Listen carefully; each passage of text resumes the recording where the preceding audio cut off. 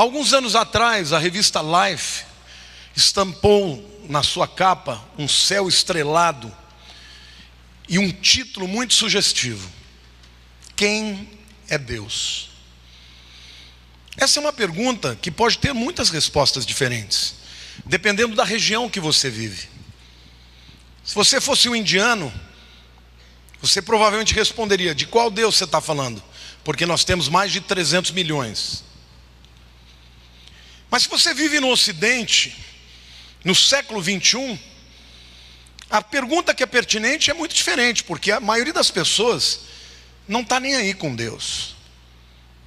E algumas delas perguntariam: será que Ele existe mesmo? Mas a verdade é que esta pergunta, ela é muito pertinente. Em 1952, a Enciclopédia Britânica lançou uma coleção dos sonhos. 54 livros de uma coleção chamada The Best Books of Western World, os melhores livros do mundo ocidental.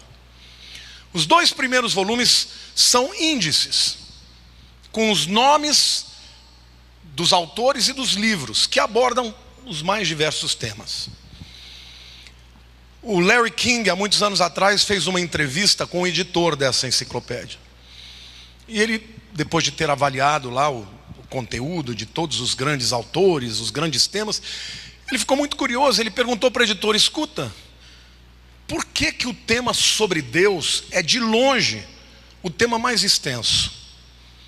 E o editor respondeu para ele: por uma razão muito simples, porque não existe nada que traga mais consequências para a sua vida do que a sua fé ou a sua descrença na pessoa de Deus. A sua ética, a sua moral, suas atitudes, os seus relacionamentos, as suas convicções, tudo dependem e são consequência desta pergunta: quem é Deus? Então a verdade é que esta pergunta suscita em nós respostas as mais diferentes possíveis. Stephen Hawking, o grande físico, escreveu um livro muito conhecido que eu já tive a oportunidade de ler, Uma Breve História do Tempo. E nesse livro ele usa de argumentos muito intricados, complicados, e ele tenta explicar a origem do universo, de onde nós viemos. Agora, no fim deste livro, o último parágrafo, ele diz algo muito interessante. Ele disse assim: olha, até aqui eu disse para vocês o quê? Ou seja, o que é o universo, quais são as leis que funcionam no universo. Mas se eu pudesse responder o porquê, eu teria descoberto a mente de Deus.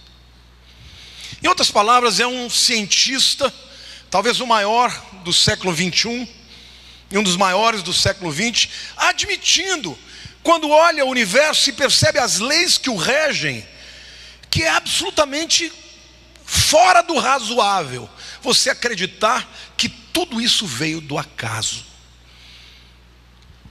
Precisa ter muito mais fé para crer que o mundo veio do nada, do acaso, da sorte, do que de Deus. Quem é Deus?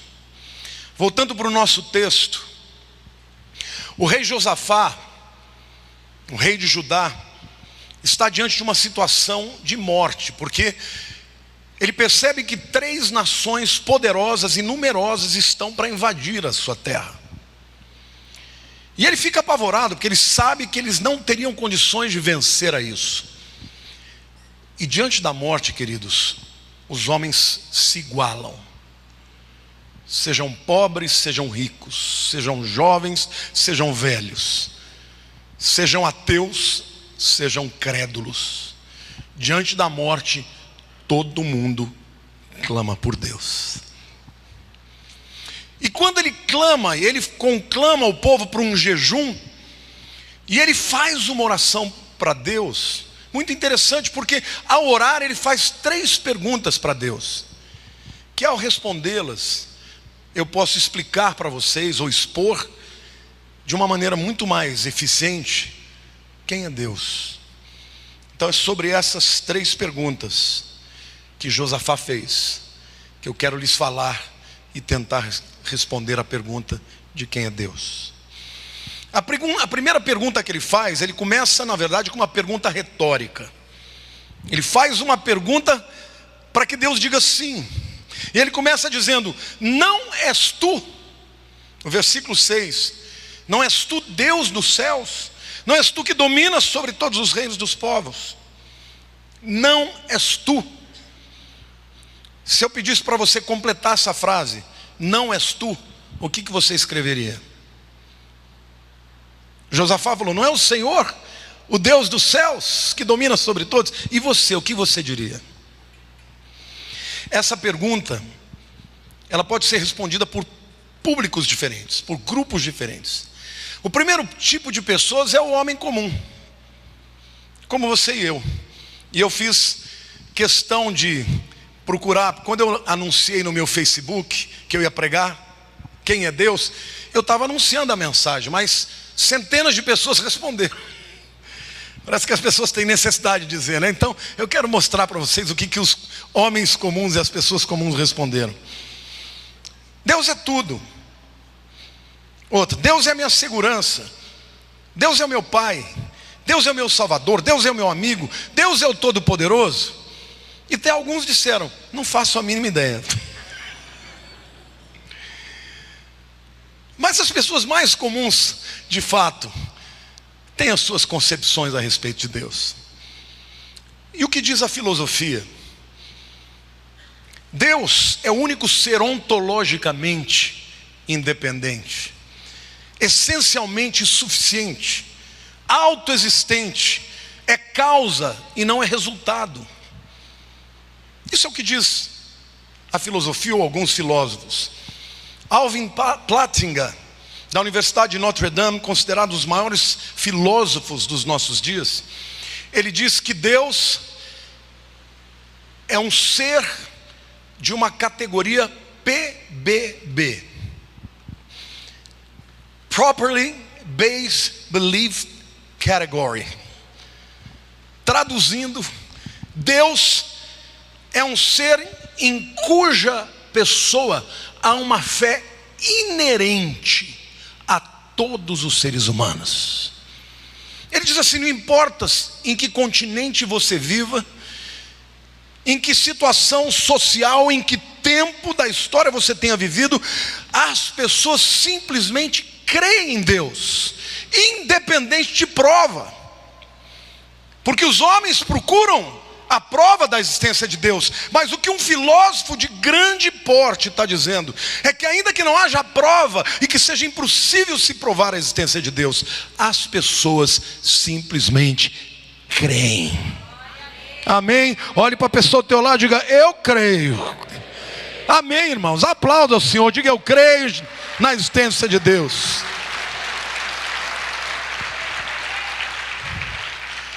Mas o que diz a revelação? O que diz a Bíblia? Talvez a teologia, a exemplo da filosofia, vai tergiversar um pouco. Onipotente, onisciente, eterno, imutável.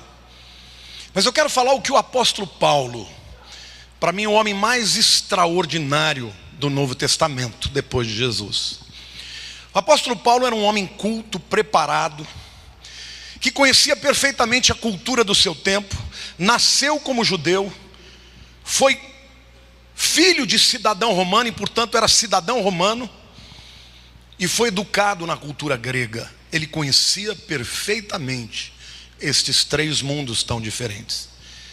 E ele sabia que o ideal de perfeição dos judeus era a luz. Por isso que a Bíblia diz: o Senhor é a minha luz e a minha salvação, a quem temerei? O ideal de perfeição do judeu é luz. O ideal de perfeição dos gregos é o conhecimento. Não é à toa que foi na Grécia que as universidades foram criadas, porque a busca pelo conhecimento para eles era a busca pela verdade. E quanto mais próximo da verdade e do conhecimento que eles chegassem, mais eles estavam se aproximando de Deus. Mas os romanos, o ideal de perfeição é a glória. a glória romana, a glória do império. E eles lutavam e defendiam a sua glória com todas as suas forças.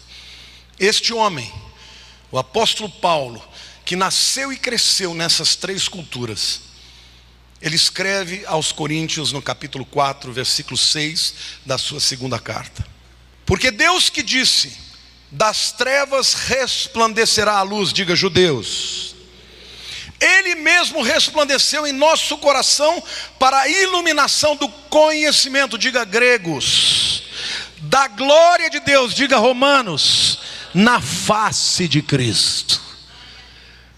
Que coisa tremenda! Quem é Deus? Paulo está dizendo que o próprio Deus resplandeceu quem Ele é em nosso coração para a iluminação, explicando aos judeus a perfeição de Deus, do conhecimento, explicando aos gregos a perfeição de Deus, da glória, explicando aos romanos quem é a perfeição de Deus. Em quem? Na face de Cristo.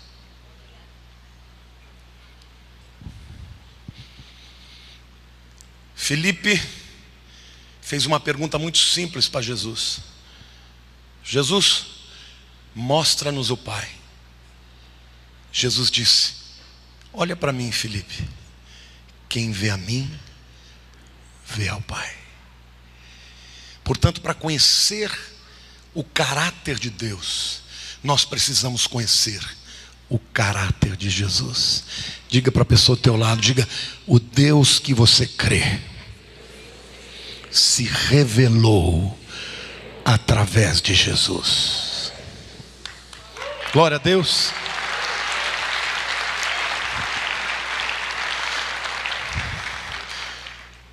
Eu li sobre a história de um indiano que trabalhava na casa de um homem muito rico, e ele nunca tinha ido ao cinema. Esse é um tempo antigo, né? Quando o cinema estava começando. E um dia o seu patrão disse: olha, eu vou te dar um presente, comprei um ingresso para você ir ao cinema pela primeira vez. E ele ficou muito feliz. Só que houve um contratempo, ele acabou chegando atrasado naquele dia. E quando ele entrou na sala de cinema, já tinha começado, estava tudo escuro, e ele entrou e olhou para o lado do projetor. Então ele viu aquelas luzes saindo de lá, e ele ficou olhando e falou: uai, que coisa esquisita, é isso que é o cinema? Aí alguém que estava perto dele tocou nele e falou: não, está do outro lado. Quando ele se voltou e viu a tela com as faces das pessoas, ele começou a gritar: que coisa maravilhosa, que coisa maravilhosa. Sabe, querido, tentar entender a Deus sem conhecer a Jesus é ser como esse indiano, é olhar para o projetor e jamais ver a face de Deus resplandecida na tela grande. Todas as religiões do mundo, de alguma maneira, procuram conhecer a Deus, mas somente o Evangelho revela a Deus na face do seu Filho Jesus. Amém? Glória a Deus. Quem é Deus? A palavra de Deus lá em João capítulo 17 relata uma oração feita por Jesus, oração linda, oração sacerdotal. E nessa oração Jesus diversas vezes se dirige a Deus como Pai. Pai santo, Pai justo, outros adjetivos, mas sempre Pai. Quem é Deus? Diga para a pessoa do teu lado: Deus é Pai. A maior necessidade do ser humano hoje, e sempre, mas principalmente hoje, neste século onde as estruturas éticas, morais e espirituais são dilapidadas, destruídas, estão desmoronando, o que mais está acontecendo é a ausência do espírito de paternidade. Eu vi um testemunho de um chefe de polícia de uma grande cidade americana. Debaixo dele havia 18 mil policiais. E ele falou de uma determinada região, que eu não me lembro o nome. Ele disse o seguinte: que o dia mais solitário do ano naquela região naquela região, é o Dia dos Pais. Porque 90% daqueles jovens não sabem quem é o pai. Sabem quem é a mãe, mas não sabem quem é o pai. E ele disse, por coincidência, esse é o dia mais violento também. E é isso que tem acontecido. Satanás tem destruído a família, porque ao destruir a família, ele separa os filhos dos pais, e eles se sentem órfãos. Eu também ouvi um testemunho contrário a esse, não de abandono nem de rejeição, mas a história de amor de um pai extraordinária, que eu resolvi traduzir para vocês. Conta a história de um empresário com 40 e poucos anos, um homem muito bem sucedido, chamado Greg Simmons. Esse homem tinha 5 filhos. O mais velho, McTrick Simmons, de 12 anos. E o mais novo, um bebê de 1 ano de idade. E ele fez uma visita para North Carolina, um estado americano, onde ele comprou uma casa e ele levou uma família, seus amigos, um casal de amigos com um filho. E eles foram, então, passar alguns dias nesse lugar. E aí estavam todos lá e ele resolveu ir com o seu amigo, o seu filho e 4 dos seus próprios filhos para o campo, na região chamada de Highlands, das terras altas. E lá havia uma cachoeira muito bonita. E eles então estavam indo, e o filho mais velho, o McTrick, dizendo, pai, que legal que nós vamos ver a cachoeira e tal. E eles foram se aproximando. Chegou uma hora, o filho falou, pai, a gente não pode ir um pouco além? Estavam chegando perto do precipício. E ele falou, espere um pouco aqui que eu quero ver como é que está o terreno. E ele deu mais 3 passos e o chão debaixo dele desapareceu. E ele caiu numa queda de 400 metros para a sua morte, na frente dos seus filhos e do seu amigo. Esse menino, McTrick, de 12 anos, ele escreve uma carta para o melhor amigo do pai, que eu traduzi aqui para vocês. Querido Sr. Dylan, o senhor não sabe o quanto meu pai o amava e admirava, assim como a sua família. Ele falava de sua fé em Deus e generosidade para com os outros. Ele dizia que queria ser como o senhor. Desde a sua morte, seus verdadeiros amigos têm se revelado, e o senhor e sua família estão no topo da lista. Meu pai o amava muito. Meu pai era como aquele homem da Bíblia que recebeu os talentos e os multiplicou. Algumas vezes ele perdeu, mas a maioria das vezes ele ganhou. Mas sempre tentou agradar a Deus. Meu pai era um homem brilhante e bem-sucedido. Ninguém vai entender o porquê do meu pai morrer naquele dia. Por favor, não tente o senhor entender também. Meu pai morreu por seus filhos. Ele estava tentando protegê-los. Muita gente vai lhe dizer muitas coisas, mas somente 6 de nós que estávamos lá pudemos ver o que realmente aconteceu. E somente 3 de nós pudemos entender, porque os outros eram pequenos. Eu sou um deles. Minha mãe perdeu o seu companheiro, seu tesouro. Muitos outros perderam o Greg. O senhor perdeu o seu melhor amigo. Meus avós perderam o seu filho. Meus tios perderam o seu irmão. Mas Sr. Willan, para mim é totalmente diferente. Ele era o meu melhor amigo, o meu ídolo. Quando eu o vi vivo pela última vez, caindo diante daquela cachoeira, eu perdi o homem mais valoroso da minha vida. Ele era o meu pai e meu único papai. Sr. Willan, eu tive um sonho há 3 noites, no qual meu pai me dizia que estava bem. Obrigado por ser um amigo verdadeiro. Eu te amo muito. McTrick Simmons, um garoto de 12 anos.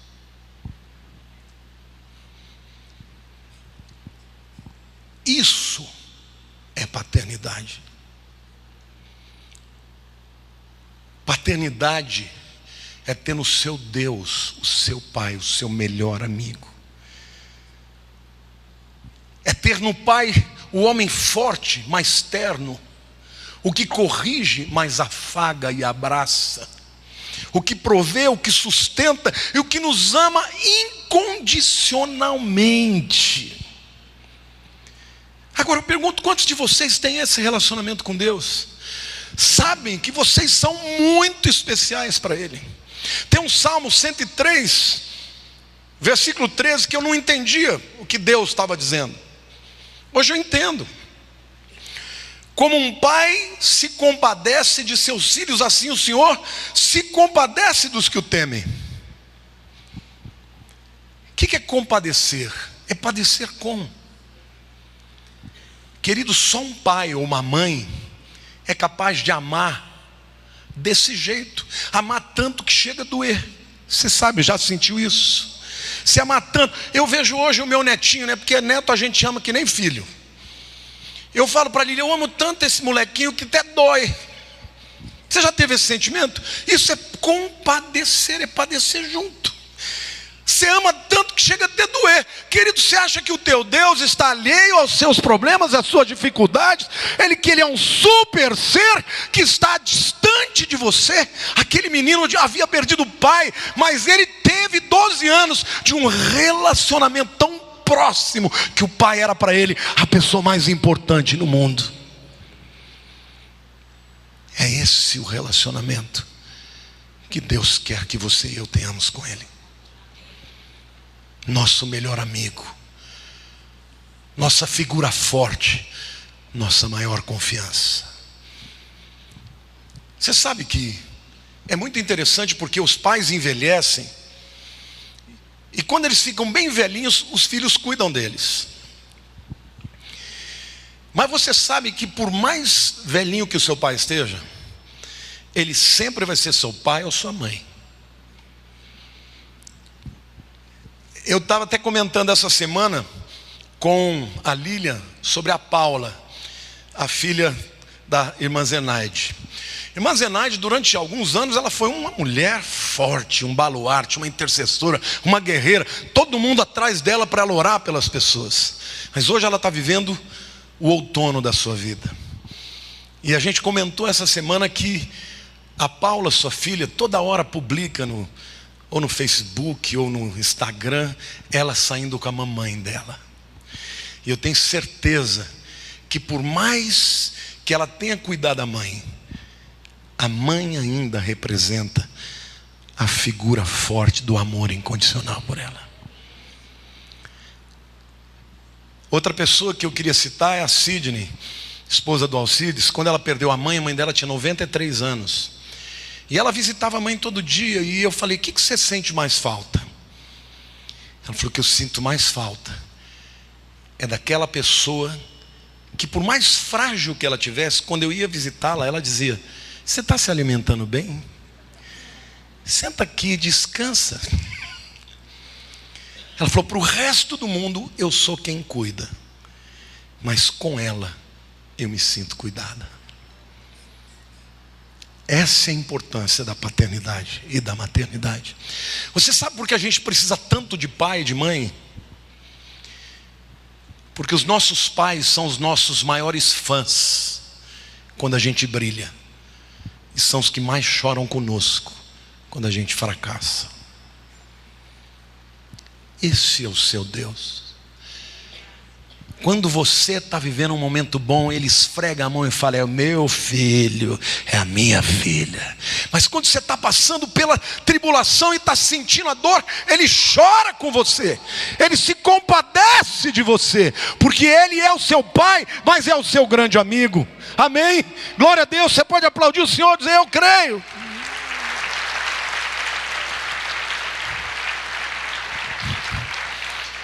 E a prova disso é que o próprio Filho de Deus, quando estava na cruz, no momento mais extraordinário, salvando a humanidade, Ele olha no meio de toda aquela multidão e Ele vê a sua mãe. E Ele diz para João, João, eis aí a tua mãe, cuida dela. Mulher, mãe, eis aí o teu filho, fica com ele. Gente, Ele estava mudando a história dos que vieram antes dele. dos que estavam ali, dos que viriam depois dele, inclusive nós. Mas ainda assim, ele olhou para sua mãe e se preocupou com ela. Sabe o que é mais lindo disso, queridos? Que o cristianismo é a única religião no mundo que revela Deus como Pai. No Islã, ele é o Todo-Poderoso. Mas o que o Corão diz? Que Alá não tem filhos. Que pena para eles, porque o nosso Deus tem muitos filhos. Glória a Deus. No budismo, não existe um Deus pessoal, é uma força cósmica.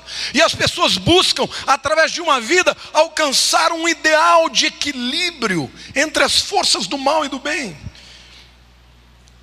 Mas não existe relação pessoal. Mas Jesus diz: olha para mim, quem vê a mim, vê ao Pai. E diz mais a palavra de Deus: a todos quantos o receberam, deu-lhes o poder, e a palavra poder aqui é poder legal, de serem feitos filhos de Deus, a saber, os que creem no seu nome.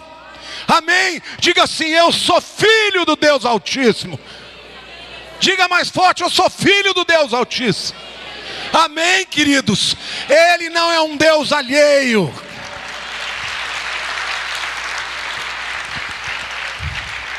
Agora, o problema das pessoas não entenderem o caráter de Jesus é que elas projetam para Deus as suas mazelas, as suas feridas. E é por isso que você vê tantas pessoas mal resolvidas consigo mesmas, e que olham e veem um Deus iracundo, bravo, desejando matar, desejando julgar. Olhe para Jesus. Você quer saber quem é Deus? Veja como ele era. Ele recebia os pequeninos. Ele amou os pecadores, pelos quais ele morreu. E ele te ama. E ele se importa com a tua vida. Quem é Deus? Diga: ele é o meu papai. E a palavra de Deus diz que por causa do espírito de adoção, nós podemos clamar: Abba, Pai. Abba significa papai. No hebraico, Av é pai, Abba é papai. Como é que você fala com teu pai? Papai, papai. É interessante, às vezes a Érica está morando longe, né? A gente sente muita saudade. Às vezes eu ligo para ela, ela fala: oi, paizinho. Eu tenho certeza que para ela esse paizinho significa muita coisa. Deus é o nosso paizinho. Ele é o Todo-Poderoso, que sustenta o universo na palma da sua mão. Mas para mim, ele é o meu papai. Ele é o meu paizinho. E ai daqueles que se levantam contra mim, vai ter a defesa incondicional do meu papai. Amém? Isto vale para você também, meu irmão. Quem é Deus? Ele é o meu pai. A segunda pergunta que Josafá fez é a seguinte. A primeira é: o Senhor não és tu? A segunda é: o Senhor não fez? Versículo 7. Porventura, nosso Deus, não lançaste fora os moradores dessa terra de diante do teu povo Israel, e não deste para sempre a posteridade de Abraão, teu amigo? Agora aqui Josafá está perguntando para Deus: no passado o Senhor já não livrou o meu povo muitas vezes? E eu quero fazer uma pergunta aqui para você. Você se lembra de alguma situação, pelo menos uma, em que você experimentou um livramento de Deus na tua vida? Mais de uma? Que você falou: não, essa foi para mim. Não dá para crer que não foi um milagre, um livramento de morte ou de qualquer outra coisa. Sim ou não? Glória a Deus. Essa é a pergunta. Quem é o Deus? Ele é nosso Pai, mas é aquele que no passado já nos deu livramento e salvação. Eu vou ler para vocês uma história da revista Seleções. Quantos de vocês já leram as Seleções? Essa é uma revista maravilhosa, até hoje eu gosto de ler. Eu tenho no meu iPad, eu baixo e leio sempre, porque tem ilustrações de sermão maravilhosas. Mas essa é uma história que é sensacional. Diz que um homem, deixa eu ver o nome do camarada aqui, Marcel Sternberger, judeu, né? Esse camarada mora em Nova York. E muitos anos atrás, ele deixou de ir para o seu trabalho. E durante a tarde, ele pegou um metrô no Brooklyn para visitar um amigo que estava em fase terminal de câncer. Então pegou um metrô que ele nunca tinha pego na vida. Quando ele está ali sentado, aquele metrô lotado, na sua frente, tinha um camarada lendo o jornal com as páginas abertas assim. E o jornal estava escrito em húngaro. E ele lia húngaro e falava húngaro. E ele percebeu que o camarada estava lendo na seção de classificados. E ele ficou curioso e puxou conversa. Falou: o que o senhor está procurando aí na seção de classificados? Ele disse: eu estou procurando minha mulher. Aí ele deu risada e falou: o quê? Vai procurar uma mulher para casar na seção de classificados? Em húngaro? Ele falou: não. Eu fui separado da minha mulher há 20 anos. Era um judeu também. Eu fui levado pelos russos para enterrar os alemães. Minha mulher estava em Auschwitz e foi posteriormente libertada pelos aliados. Nós nunca mais nos vimos. Eu vim para a América porque eu imagino que ela deve estar aqui. Enquanto ele ouvia isso, esse Sternberger simplesmente se lembrou que na semana anterior ele tinha ido a uma festa e tinha ouvido o testemunho de uma mulher húngara contando uma história parecida. E ele virou para o camarada e falou assim: escuta, qual é o nome da sua mulher? Ele falou: Maria Paskin. Ele pegou na carteira dele o papel, porque ele falou: vou anotar o nome dessa mulher, porque vai que, né? Nome e o telefone. Estava escrito Maria Paskin. Aí ele falou: qual é o seu nome?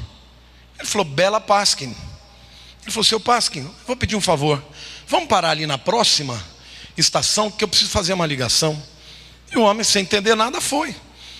Pegou o telefone, ligou, quem atendeu foi a Maria. Ele falou: senhora, eu queria fazer uma pergunta para a senhora. Qual é o nome do seu marido? Ela falou: Bela Paskin. Aí ele disse assim: aguarda um minutinho. Virou para o homem e falou: olha, você está para experimentar o maior milagre que você poderia experimentar nessa vida. E deu o telefone para o homem. Afastou um pouquinho e começou a ver o homem bater na testa e gritar: meu Deus, milagre, milagre! Chorando copiosamente. E a revista Seleções termina dizendo: qual seria a chance de um homem que nunca pegou aquele trem, naquele horário, naquele dia, se ele tivesse chegado 1 minuto atrasado, teria pego outro trem, e 2 vidas teriam ficado separadas, talvez para sempre. Mas Deus fez com que duas pessoas que se amavam tanto pudessem ser encontradas na utilização de um estranho, num país estranho. Esse é o Deus que nós cremos.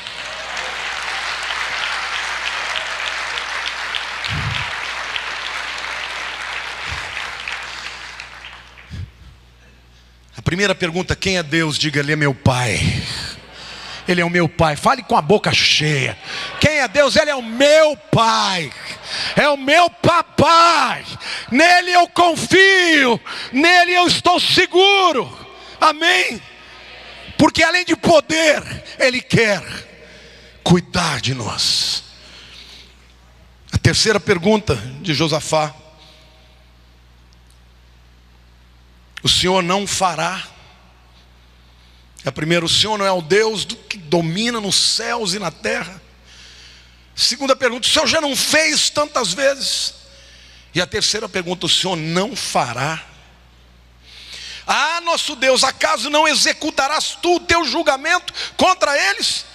Porque em nós não há força para resistirmos a esta grande multidão. Quantos aqui já sentiram alguma vez na vida que as suas forças acabaram?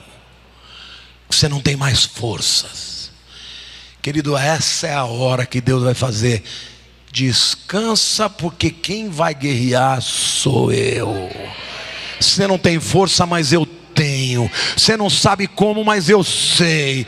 Você não sabe de que jeito, mas eu já estou operando. E o texto diz: todo Judá estava de pé diante do Senhor, como também as suas crianças, suas mulheres e filhos.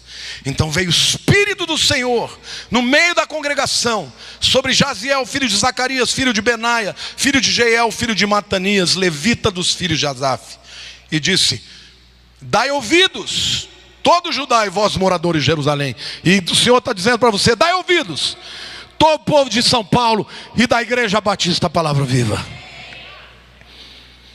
ao que diz o Senhor: não temais, nem vos assusteis por causa desta grande multidão, pois a peleja não é vossa, mas de Deus. Olha para a pessoa ao teu lado e diga assim: essa guerra não é sua. Quem és tu? Diga: meu Pai. O Senhor já não fez? Diga: fez na minha vida. Vai fazer de novo? Deus está dizendo: esta peleja é minha. Você não sabe que horas, você não sabe quando, mas Deus vai operar na tua vida, meu irmão.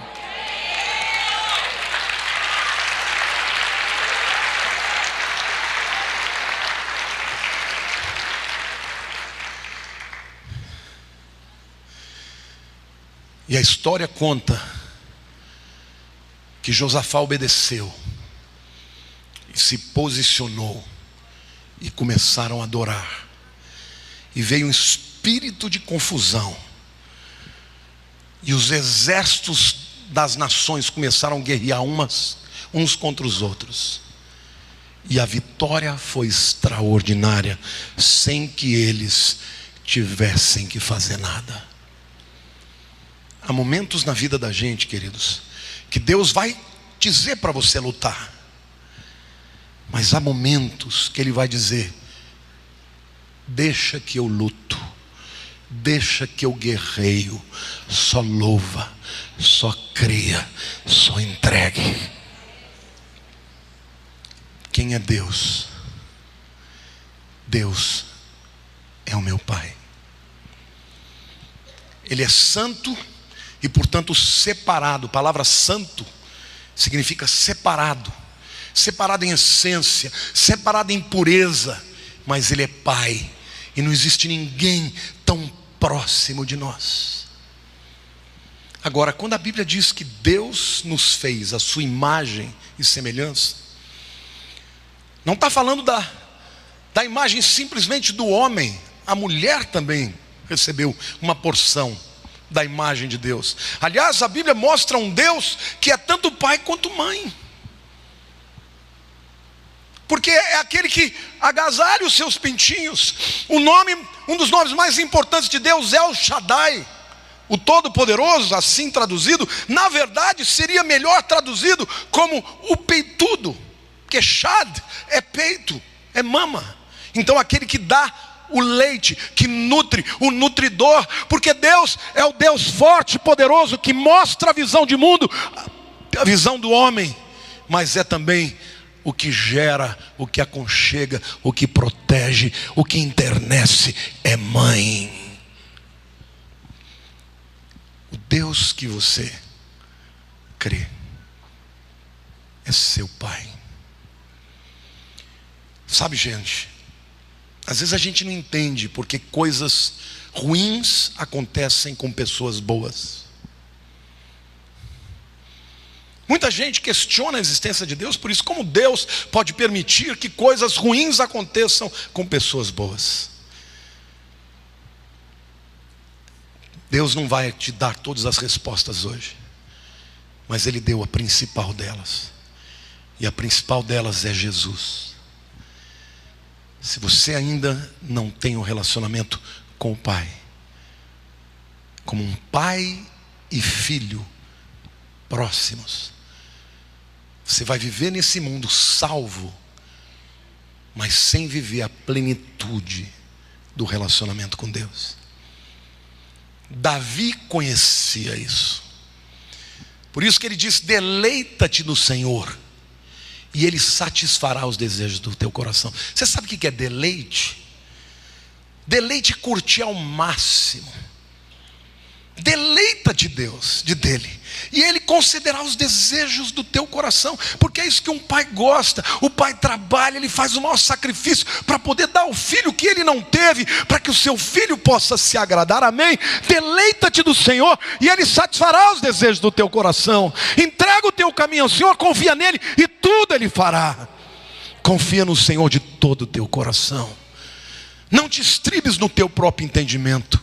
Reconhece-o em todos os seus caminhos, e Ele endireitará as tuas veredas. Coisa que o filho mais faz na vida é entortar, e o pai que ama endireita o que o filho entortou. Amém? Quem é Deus? Diga: é o meu Pai. Ele não é o Pai de Jesus só, Ele é o teu Pai. Então hoje, quando o Brasil vive esse momento de crise econômica, não é hora de você ficar desesperado, achando que tua vida vai cair, que você vai perder o emprego, que a tua empresa vai quebrar. É hora de você dizer: Deus, eu não sei como o Senhor vai fazer, eu vou confiar, porque o Senhor é meu Pai, o Senhor cuida de mim, cuida da minha vida, da minha família, cuida do que eu tenho, do que eu sou, porque o Senhor é meu Pai. Amém, queridos? Aplaudam o Senhor, diga: eu creio. Ele é o meu Pai, Ele é o seu Pai. Todas as religiões do mundo tratam de Deus como um ser supremo distante. O budismo é uma energia cósmica sem pessoalidade. É simplesmente uma religião que fala de coisas muito boas, mas que no final, quando você morrer, você vai ser incorporado à energia cósmica. Mas a Bíblia diz que esse Deus que criou todas as coisas não é uma energia, é uma pessoa que se revelou no seu Filho Jesus. Amém?